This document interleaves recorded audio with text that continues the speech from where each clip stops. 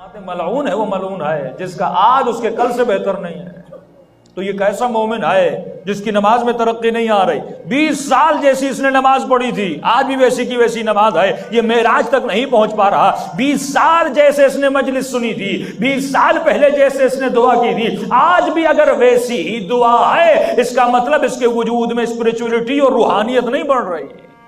اگر روحانیت بڑھ نہیں رہی، اگر اس کی نماز میں ترقی نہیں ہے، بھائی آپ کے بینک اکاؤنٹ میں ترقی آ رہی ہے، زیرو بڑھ رہے ہیں، آپ کے گھر میں ترقی آ رہی ہے، آپ کی گاڑی میں ترقی آ رہی ہے، آپ کے لباس میں ترقی آ رہی ہے، وہ بچہ جو چھوٹا سا بچہ ہے اگر پہلی کلاس میں پڑھ کر اب اس کو بھی اتنی سمجھ ہے کہ بابا مجھے دوسری کلاس میں ڈالو، اور دوسری کلاس پڑھ لی، کہتا ہے بابا آپ تیسری کلاس میں ڈالو، تیسری کلاس پڑھ لی، کہتا ہے بابا چوتھی میں ڈالو۔ اگر پہلی کلاس کے بچے کو پاس ہونے کے بعد آپ پہلی میں ڈالو گے، وہ بچہ بھی اعتراض کرے گا، لیکن یہ کیسا علی کا شیعہ ہے، یہ کیسا امام زمانہ کا ماننے والا ہے کہ 20 سال زندگی گزر گئی، 50 سال زندگی گزر گئی، سر کے بال سفید ہو گئے، نماز ویسی کی ویسی۔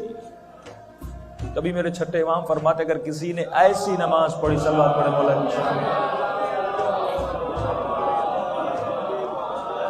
اگر کسی نے ایسی نماز پڑھی، 2 رکعت نماز، جس نماز میں اس کے وجود میں حضور ہو، تو مولا فرماتے ہیں وجب علیہ الجنہ، میں جعفر صادق گواہی دیتا ہوں اس پہ جنت واجب ہو جائے۔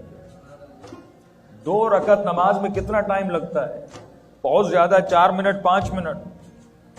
اور سوال ہے مولا اتنی نمازیں لوگوں نے پڑھی، 1000 رکعت لوگوں نے نمازیں پڑھی، 100 رکعت لوگوں نے نمازیں پڑھی، آپ نے یہ نہیں کہا کہ ان پر جنت واجب ہے، آپ نے کہا 2 رکعت ایسی نماز جس میں حضور ہو، یعنی شرط قبولیت نماز اور دخول جنت یہ ہے کہ انسان کے وجود میں کیا ہو؟ حضور ہو۔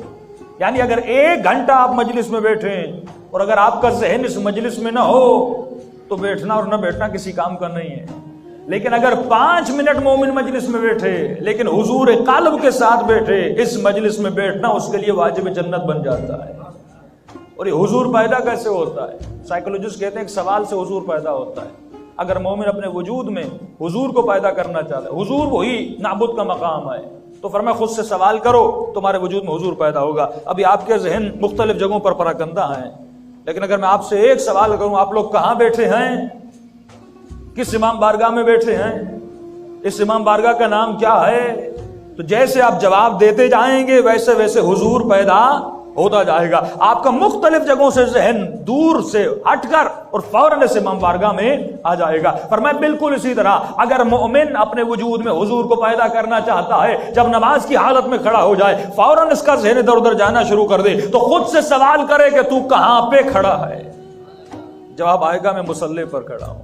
اگر کربلا چلا جائے، ذہن کہیں ادھر ادھر چلا جائے تو فوراً خود سے سوال کرے۔ اسی لیے فرمایا اگر حضور کو پیدا کرنا چاہتے ہو تو مولا علی مثالیں دیتے ہیں، فرمایا اگر حضور کو پیدا کرنا چاہتے ہو تو اپنے وجود میں کچھ نشانیوں کو رکھا کرو، لیکن اے مومن اگر تو چاہتا ہے تمہارے وجود میں حضور خدا پیدا ہو تو ہمیشہ دائم الذکر رہا کر، یعنی تمہاری زبان پر ذکر پروردگار عالم رہے۔ تو کہنے لگا مولا اگر میں بھول جاؤں ذکر خدا کرنے کے لیے، تو امام فرماتے ہیں حضور کو پیدا کرنے کے لیے کوئی نشان اپنے وجود میں رکھا کر، یعنی تسبیح کا ہاتھ میں ہونا تمہیں یاد دلائے گا کہ تمہیں ذکر خدا کرنا ہے۔ اپنے گھر میں اگر تم امام حسین کی زری لگا دو گے، جیسے زری پر نگاہ پڑے گی فوراً امام حسین کا تصور تمہارے ذہن میں آئے گا۔ جب نماز کو مسجد میں پڑھو گے، اس مسجد پر نگاہ پڑے گی فوراً تمہارا ذہن پروردگار عالم کی طرف جائے گا۔ جب گاڑی میں بیٹھتے ہو ایسی شے اپنی گاڑی میں لگا دو جیسے تمہاری نگاہ اس شے پر پڑے فوراً تمہارے ذہن میں آئے تم کسی پروردگار عالم کے حضور میں ہو۔ اسی لیے آغا طباطبائی سے پوچھا گیا، ان کے شاگرد فرماتے ہم نے کبھی بھی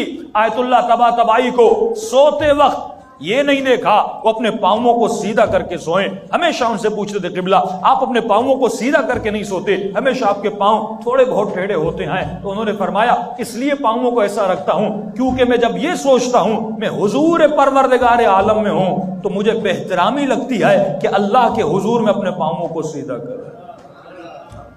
اتنا حضور پروردگار ان کے وجود میں آ گیا۔ تو اگر اس حضور کو پیدا کرنا ہے تو مولا فرماتے ہیں اس کے لیے ذکر خدا تمہاری زبان پر ہمیشہ ہونا چاہیے. جب تک ذکر پروردگار عالم تمہاری زبان پہ نہیں تو اس حضور میں نہیں آ سکتا. مختلف باتوں میں لگ جاتا ہے. ٹی وی آپ کے حضور کو دور کر دیتی ہے, مختلف باتیں آپ کے حضور کو دور کر دیتی ہیں, غیبتیں آپ کے حضور کو دور کر دیتی ہیں, غلط دوستیاں آپ کے حضور کو دور کر دیتی ہیں. حضور کا مطلب یہ ہے ہمیشہ حضور پروردگار عالم میں رہو. ہمیشہ ایک چھوٹی سی مثال دیتا ہوں. ایک استاد تھا, اس نے اپنے 3 یا 4 شاگرد تھے.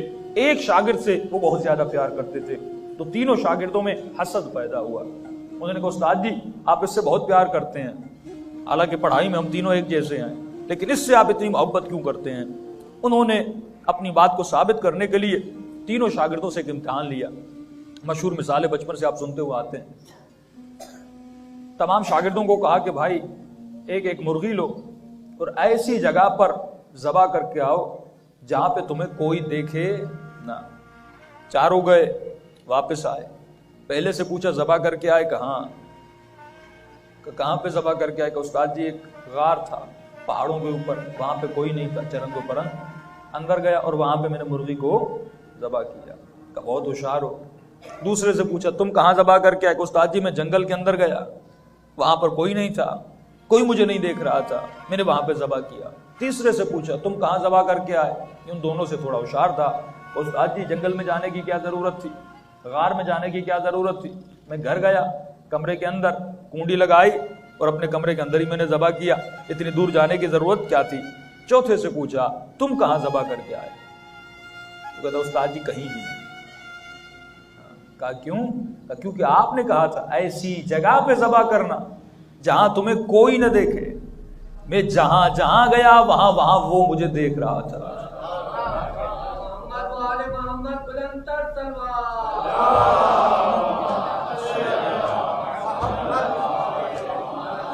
اب سوال آپ سے ایک ہے, کیا یہ چاروں کلمہ لا الہ الا اللہ پڑھتے تھے کہ نہیں؟